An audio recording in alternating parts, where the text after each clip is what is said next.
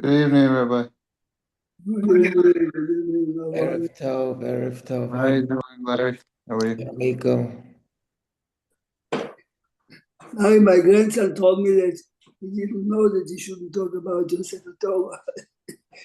Oh, sorg sich nicht, sorg sich not. No, it's going to be perfect. Don't worry about it. Because the Gemara says it's not good to leave the Sefer Torah unfolded. So from time to time, we have to open it from.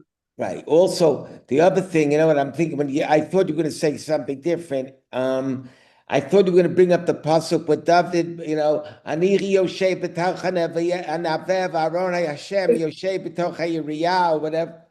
But צריך להתחיל לחשוב באמת. I know. I have an idea. באיזה מקום אתה רוצה לתת את זה? Okay. למי לתת את זה, ואז נעשה פרוכת, ולכתוב דבר יפה על הפרוכת, ואז נגמור עם זה. Right. אתה צריך להחליט גם האם אתה רוצה בארץ, או שאתה רוצה את זה כאן, אתה מבין? אם יש לך איזה, נגיד, מקום שאתה קרוב אליו, הם באמת צריכים, תזכור, wherever you give it to, it's yours. Right. They have to give you, okay. Yeah, you told me there's Lashon, there's a contract, we'll deal with that. A contract, so give it them to use, but it's still yours and you have the right to take it. For two reasons. A, it's your Sefer Torah, but more important, legally, if you give it, so to say, you lost the mitzvah, because the mitzvah is to write. Right. If you give it this way, if you give it to a shul for 88 years, but it's yours, my Sefer Torah is being used in a shul.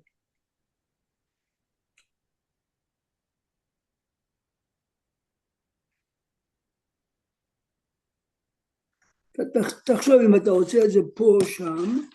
Yeah, we'll figure it out. פה או שם.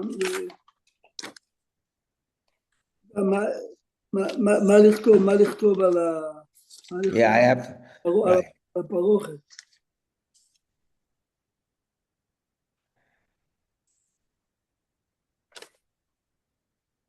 See how small the world is? Your grandson is learning with my Uncle Marvin's great-grandson.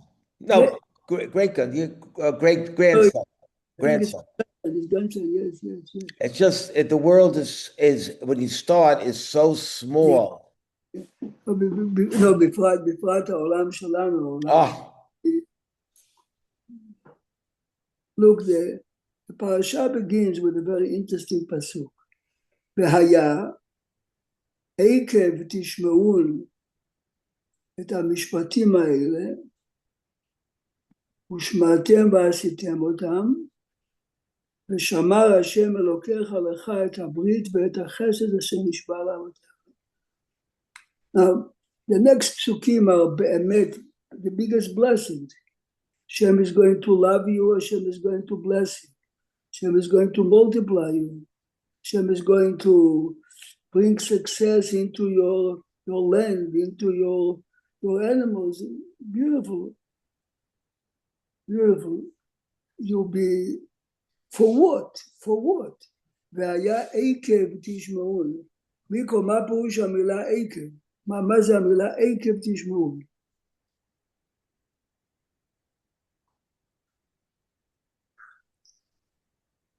So normally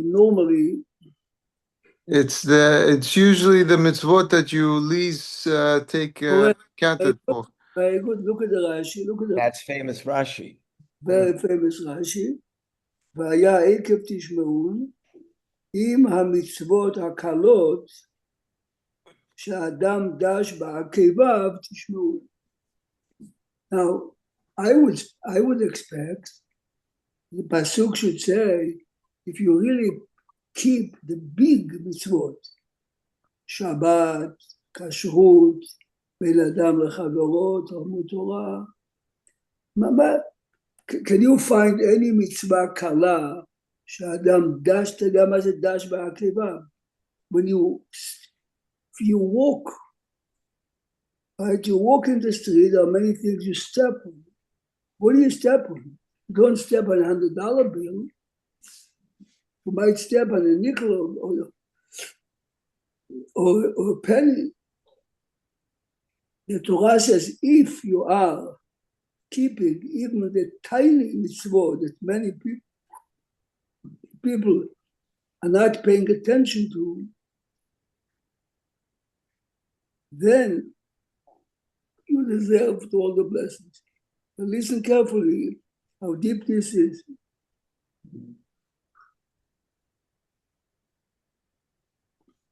I'm using an example. David was a shepherd for many years. So the Midrash says that as a shepherd, he noticed that if he lets all the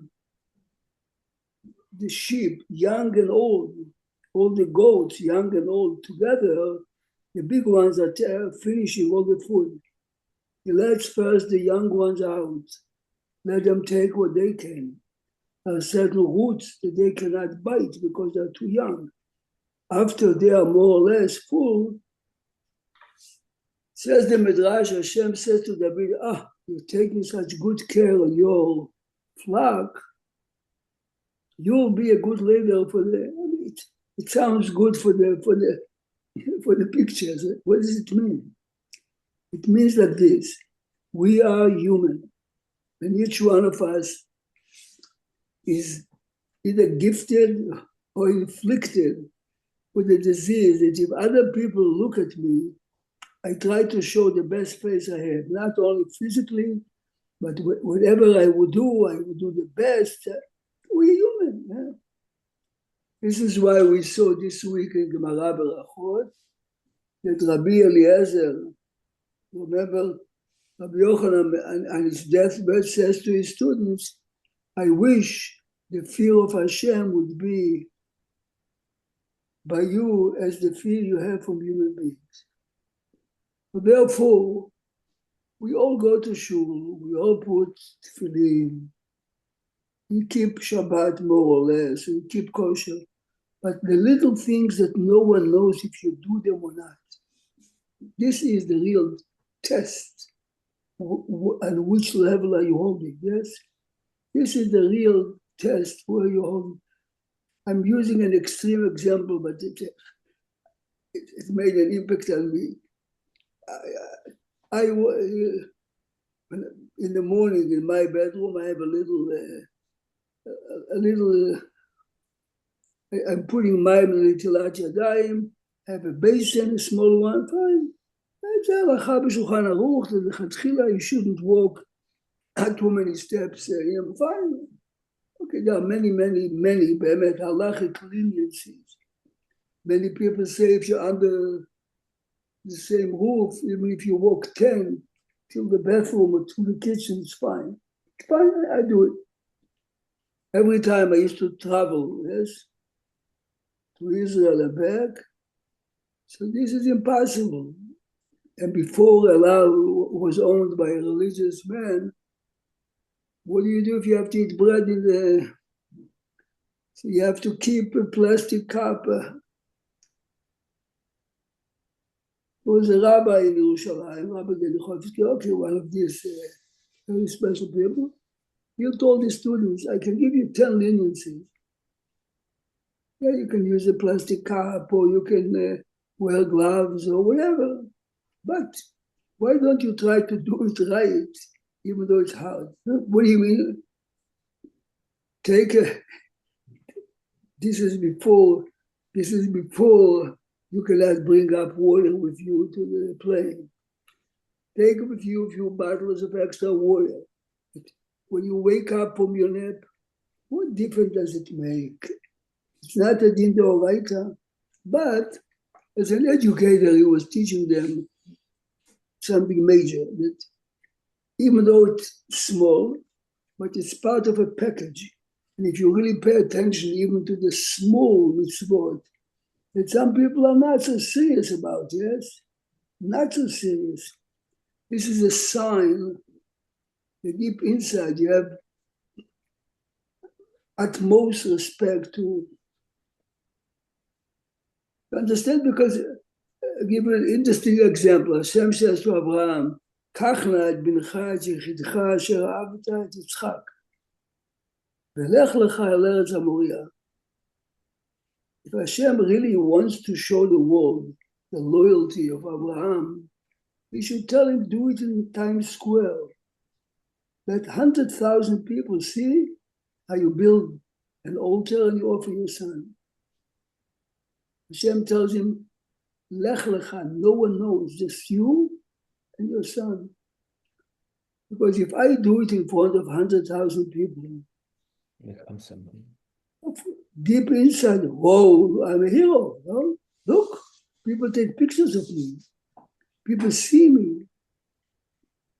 תחשוב טוב, Larry, in all these tragedies the last 2 years, when you hear mothers or spouses, why do you have to record it? This is so private. Let them say it. Everything is right away in public media. And you make interviews. It takes away from the quality, because as human beings, whatever we do in public, right, we would say or do certain things that otherwise it's not us. Yes, this is what Miko said.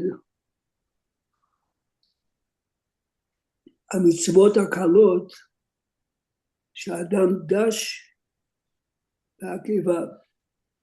Hashem says that the real test for our loyalty is when it comes to the mitzvot that are not noisy mitzvot, not mitzvot that we do in public.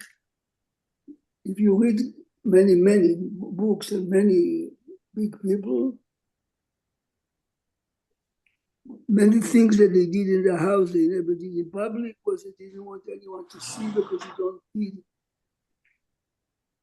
But the concept is a very important concept.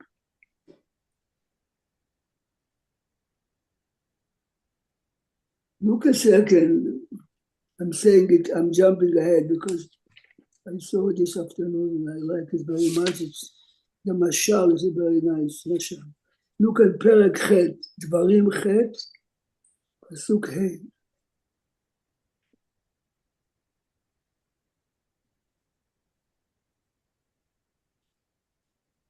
וידעת עם לבביך, כי כאשר ייסר איש את בנו, השם אלוקיך מייסרך. What does it mean? Even though sometimes we do suffer as a nation, as individuals, but it's like a father is doing it to his son. So Larry, what would you say? What is the metaphor? כי כאשר ייסר איש את בנו, השם אלוקיך מייסרך. במה זה דומה לאיש את בנו? Because we're his children. I'm missing what your question. לא, אני שואל, מייסר הכוונה, כשהשם מעניש. Yeah, you. פנו זה כמו שאבא. Punishing him. Yeah, but so he gives תשמע דבר מעניין. like a difference between ma'anish and miyaser. I mean, so normally we assume that if a father is punishing his son, he's doing it out of love.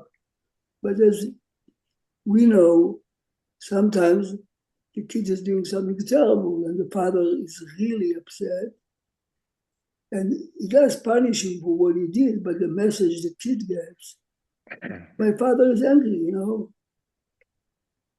I saw that Rabbi Zalman Meltzer gave a very interesting metaphor. He says a father took his son to a walk in nature.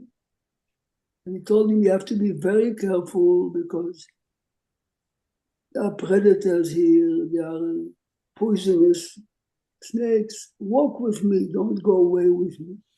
Okay, the kid is a kid, and after an hour, he drifts on his own, and he lost his father. The evening is descending, and he suddenly hears already all the voices of all the animals, and the kid is frightened.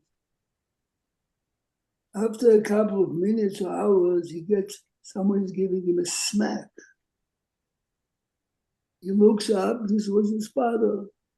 Says, Abba, I'm so happy that you're here. She gave him a smack.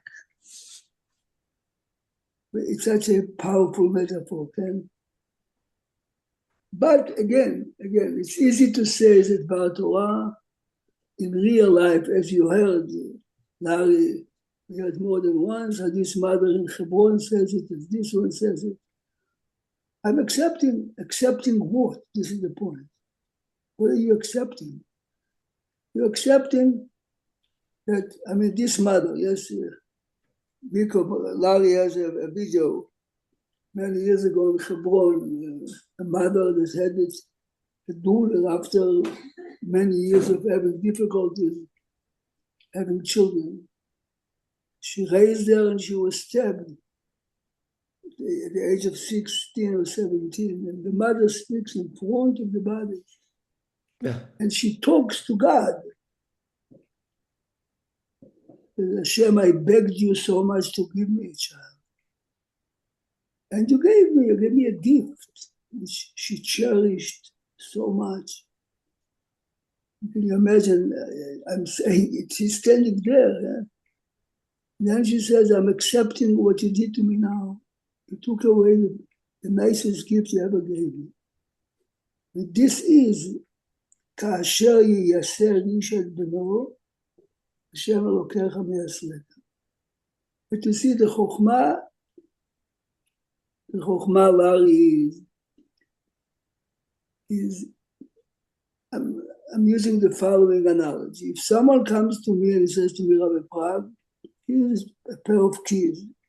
Walk outside, a new car is waiting for you.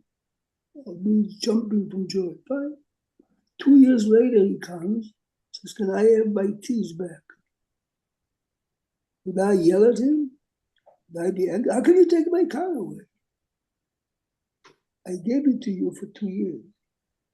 Well, that's what that woman said. She said it was a picadon. You gave it. I took care of it. Now it's your turn to take care of it. But, you think of that video and you then think, and you read Shmuel Aleph, Perek Aleph, or Bet, and you think if this is how this woman, a plain, regular woman, could pray to God, then you can really see that Hannah could really play. That story has such a... what this lady said, was not normal. It's over the top. It's the Kabbalah Ol Malchut Shamayim. The seeds of faith that she had was such, but this is exactly the point. Shema davar ma'anyen mod. I have a very good friend, many years ago, maybe by now it's probably 45 years ago. His oldest son, went with a group of friends. They were real Hasidei group. They went in the summer, as it happened, to the beach, but of course they couldn't go to mix. They went on their own, and unfortunately a current came and swept all the floor. He says to me, can you imagine, this was the apple of my eye. He says to me, hundreds of people, came to comfort me. And he says, no one touched me. I lost the apple of my eye. Listen to this. You hear Miko? Miko? Yes, Rabbi, I'm here. A man comes in, my friend lives in Yerushalayim, says to my friend, you don't know me and I don't know you. I heard about your tragedy, you lost. I had a similar tragedy. Let me tell you, when I said Shiva, thousands of people came. Everyone spoke to me, but no one really touched me. You feel what I feel? A man comes in, says to me, I have a question to ask you. His son, by the way, the son of this man, spent the summer in Israel. He stayed in a hotel in Netanya. He came late, Motzei Shabbos for me, Malav Malkev, they were closing with the Rebbe, all the doors and the windows locked. He climbed on the shoulders of his friend to try to open a window, and the security guard from far, an Israeli security guard, screamed, Mize, Maze. He was an American, he didn't respond, and he told me. Says the fellow to my friend, A man came to me and says, Rabbi, I have a question to you. If you have a choice to turn the clock, you hear this, 23 years back, and your son would not be born. If your son would not be born, he would not be killed. Or he would be born, you enjoy him for 22 years, but what would be your choice? Says the man to my friend, this man is the only man who gave me some nechama. Because you understand why was it a comforting statement that he makes to the father? Because he's telling him basically, no matter what you have done or what you would have thought you would have done, Hashem had different plans for your son. That's basically what he's telling him. And That's correct, but he said, He had all those years, whether it were 1, 20, or 50, he had the time to spend with his son. like, we hear, this is, of course, you understand that your son is not here, but you got a gift for 22 years. My friend, How could something, it's so hard to believe people could say such a thing, and I don't ever want to be tested with such a thing. My friend told me, Larry, that this saying of the man comforted him. Basically told me, but you had a gift for 60 years. Who was the man? The man was the Rosh Yeshiva of Mir, of Shmuel Birnbaum. Shmuel Birnbaum happened to be in Israel at that time, and he heard it, and he's the one that lost his son. But again, the point is, the pain is there. This is the depth of the pasuk. Ki kaasher yeyaser ish et beno, Hashem Elokecha meyasrek. The father that smacked the son didn't want to punish him, he wanted to teach him. He wanted to, well, it's very easy, of course, to say that Dvar Torah 1,000 knives. In real life, it's a little, and some people are not up to hear it at all, yes? You understand, relatively speaking, this is why people who are more observant, it's easier for them to accept and to go back to normal life. Because if you don't believe in anything, chas v'shalom and the comparison, but if you lose your dog is a dog. This is it. You bury him. You lost your son, you bury him, nothing. If we believe that everyone has a mission, and if the mission was accomplished, yes, you might accomplish your mission at 88. You might accomplish your mission at 21. Again, it's only if you believe that each one of us has to achieve it. Everyone has to do something. This is kaasher yeyaser ish et beno, Hashem Elokecha meyasrek.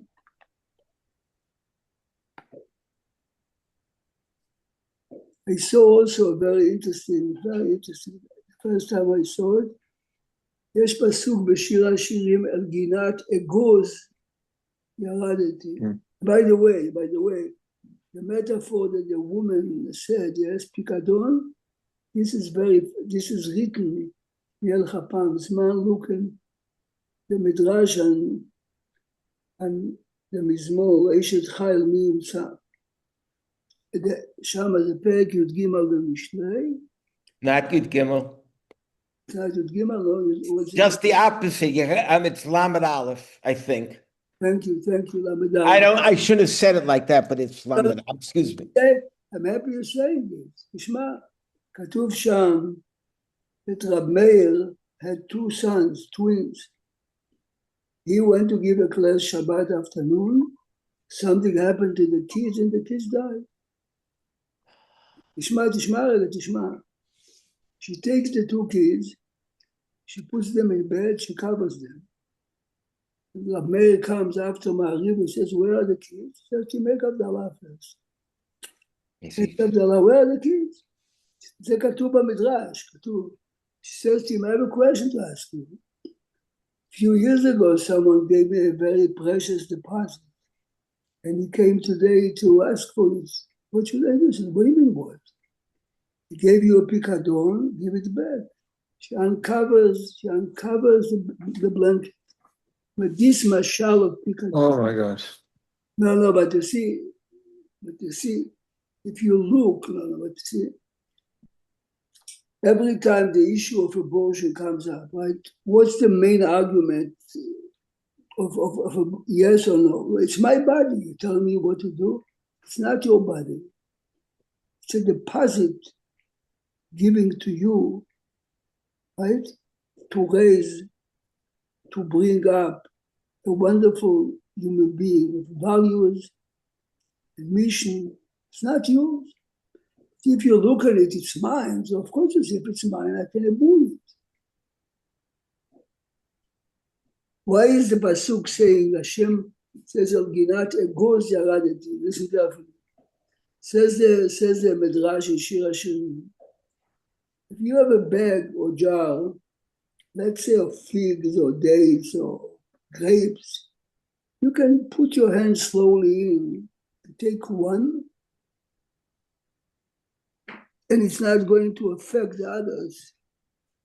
But if you have nuts, if you take one, all of them are rattling, yes? Because, they're touching each other. Take one from the middle, all of them are. Says the Midrash, every mitzvah is connected to other mitzvot. So when we are asking, V'aya eikev tishmeru, mitzvot she'adam dash ba'akevav, they're little mitzvot. They're not little and big. It's one unit. Okay, we're not angels. We're not up to fulfill all of them the best way, but we believe that we should. We try as much as we can. But the minute a man is taking light, certain mitzvot, it's not this mitzvah is not important by me. It's you're weakening, you're making much weaker the Lashon HaMidrash Shama says, a gal shel egozim. If you have a pile of egozim, of walnuts, and you take one from the middle, all of them are Gonna fall.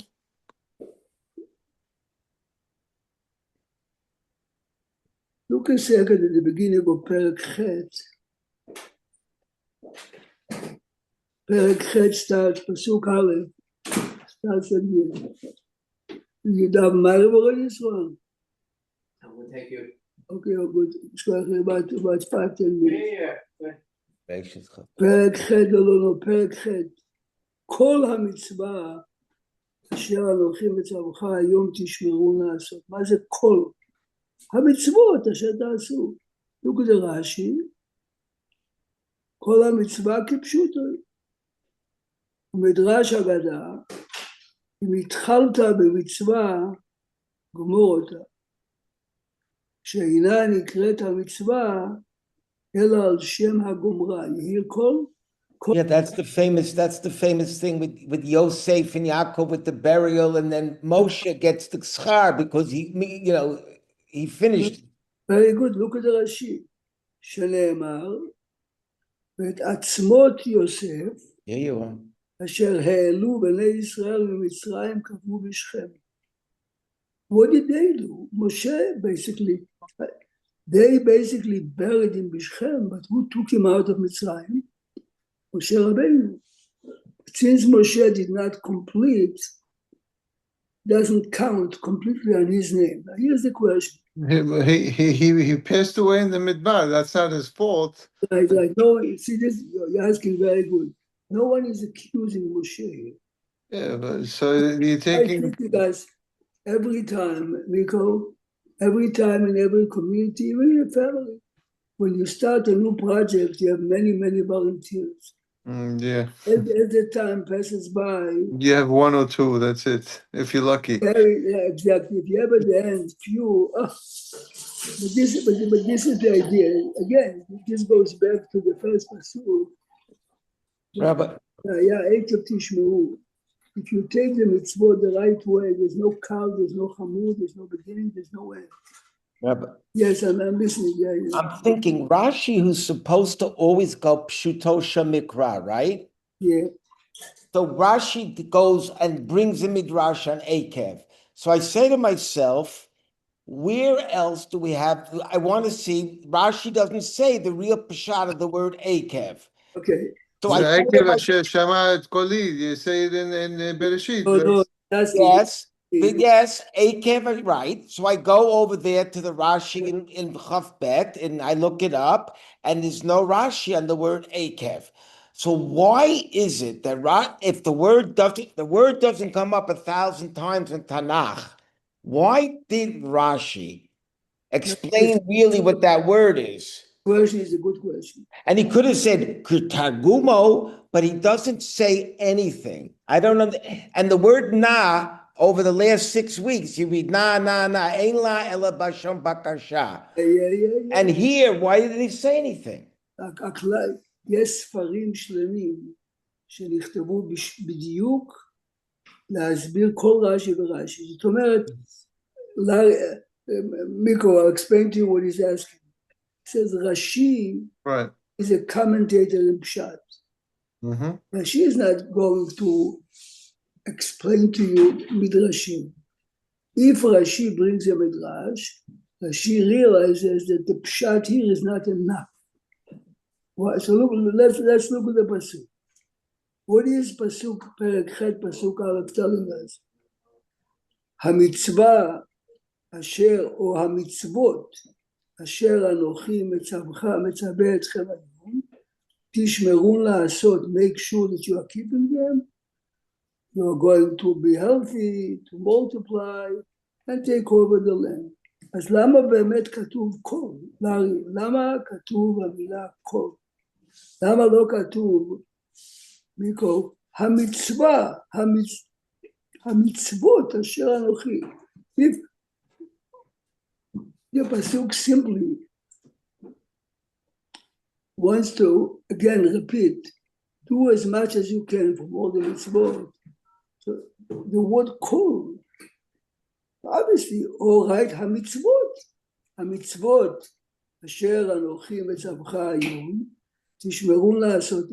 So Larry, there are books written that specialize in Rashi, but they're always comparing it to many other Rashis. You understand? This question is look, Miko, Rashi. Kol Rashi says kipshuto. Kipshuto means a simple pshat. Then Umedrash Agada, Mitchalta b'mitzvah, which means Rashi brings it the Midrash Agada as part of the pshat. Now this is not in addition to the pshat. The reason why the call is written, we understand what the call is to teach us exactly that. You should know that by Hasidim, especially by the Gdolei and Tzadikei Hasidim, Sefer Dvarim is considered the most important Sefer. Why? Because Be'emet, it's the Sefer is speaking to each one of us, and if you pay attention, almost every few psukim you have a personal message. Either, you know how many times the Torah mentions not to worship Avodah Zarah, about 50 times. Most of it, Sefer Dvarim. So I have a Sefer that, he's a Baki Atzum. He happens to be an old Chassid Satmar, but he really knows. He says that Sefer, he brings from the Rishonim and Achronim. How is it possible, Nico, that the strongest desire to do Averot was Avodah Zarah? And even a fellow like Menashe was a real Talmid Chacham, says to Ravashi, who wrote the Gemara, had you been in my generation, you would run, lift up your pants and run to do Avodah Zarah. Well, it's the same concept of people running after money. It's Oh, the people. I mean, that's the idea. We don't understand what avodah zarah is, but we oh, understand what people they, do crazy things for money. I saw this week that he has a list of commentators. It's impossible. And the Gemara tells us in Masechet Yomah that the Sheikh Knesset Abdullah weakened or cancelled the desire to avodah zarah. They cancelled it. So what the Torah is talking about a mitzvah that doesn't apply anymore, except if you are in India, except if you are a Hindu. They say what you said before. Money is like, not to say that if someone worships money is about avodah zarah, but the concept, what is avodah zarah? You believe that an object, the sun, the moon, the tree, have certain powers. And the truth is that because they knew more witchcraft and etc., they sometimes they saw something. So they say that today means for hundreds of years, money became the substitute for avodah zarah. Again, what does it mean? No one was stupid enough to think that if you carve a beautiful piece of wood and you bow down, he's a god. But they believe that there are godly powers in the world that can be, so to say, given to this object. They say that Sefer Akedat Yitzchak is 600 years ago. He brings the Akedah, he brings many other books that say the same idea. That Kesef Hayom, So I thought about this. I think we talked about it with the next one, the championship. right. Money is not really the same because money, you can't earn money as a living. You can run after that. You need to earn money as a living, but when you have enough, you're supposed to give it up, and people go more. But avodah zarah is asur like the gamri. So there's nothing that Okay, Salim is right. opponent. Salim is right. Salim says that Yeah, I'm just giving an example of what to when just to comprehend. Avodah Zarah was really strong, people really believed Right. Avodah Zarah is a source of power, yes? תסתכל, Salim, everyone agrees that you have to go support your family, very nice. But why would a person give up tefillah b'tzibur? Why would he come home late Friday afternoon because of money? So obviously, if it's only a way to help you support your family, you wouldn't take it to an extreme. This is what they mean. So The issue is the main issue is the way I think about it as to why it's like avodah zarah is because money you the reason people do it is because they never think it's enough. They never think whatever it is going to last them, is going to meet their need, whatever it is. The reason it's avodah zarah is because the end of the day, whatever money you're getting comes from Hashem. And if you think you're gonna go and work harder or do something that's gonna bring you that money, that's the avodah zarah component of earning money. It's not the money itself. good. But you don't have the faith that Hashem is going to give you the money that's going to come to you anyway. You just have to put some hishtadlut, not extra hishtadlut, whatever it is. No, but it's a good interpretation. You know what you mean? It's not the money itself. It's Right. Good. It's the faith. That's essentially the But same thing as avodah zarah. It's the That's where belief. I left the book in Brooklyn. Maybe on Monday night I'll read it to you. He brings not one, many interesting, many. So it's impossible that the issue of avodah zarah, yes. I mean, the internet could be avodah zarah too. no. Anything, So anything you take to an excess and you place it, you place it in front of basic things. You'll turn the world over to listen to the internet, and who knows what you step on. I mean, money's a better example, but all these things that we go, it could be sex, it could be drugs, it could be. Right. so I think that's where it's wrong. What is it avodah zarah that you're not allowed to believe in? You're not allowed to believe in that there's something else on Besides Hashem, planet right? that Besides has a Hashem. power that can affect something in my life. Good. The other things are ta'avot. Those are different. Yeah, Those are you're not right avodah about zarah. that, but Yeah, but money. You think money can change a lot of people? That's what you're saying. The It's power no. of The money. second you think that you control it, that's the avodah zarah. Okay. That is it. But It's not. but the concept is that when you have it and you think you have the power to change whatever you want to change, that's what you're thinking. That's That's it. That's the Avodah problem. The second you think that you have an effect that is outside of what Hashem's plans are, that's becomes- Kochi votes in Yadi. Right. The shorish. This is the this is shorish. it. This is. It's not the money. It's. Yeah. That's why we can't. But the only thing I can't explain, because they use it a lot, Rabbi, is the desire for avodah zarah. That I cannot understand. The desire is the thing that we can explain. But it's just the example Larry gave you. If you're really into food, No, I understand. I'm saying you have a the desire for avodah zarah. I can't. This doesn't work with the explanation here. Doesn't work with the explaining what the desire You is. make I know what you're saying, Salim. You make, but it's sort of like an idiomatic expression when you say avodah zara. We think is it bowing down to and was it bowing down to Right. right? Are we bowing down to money?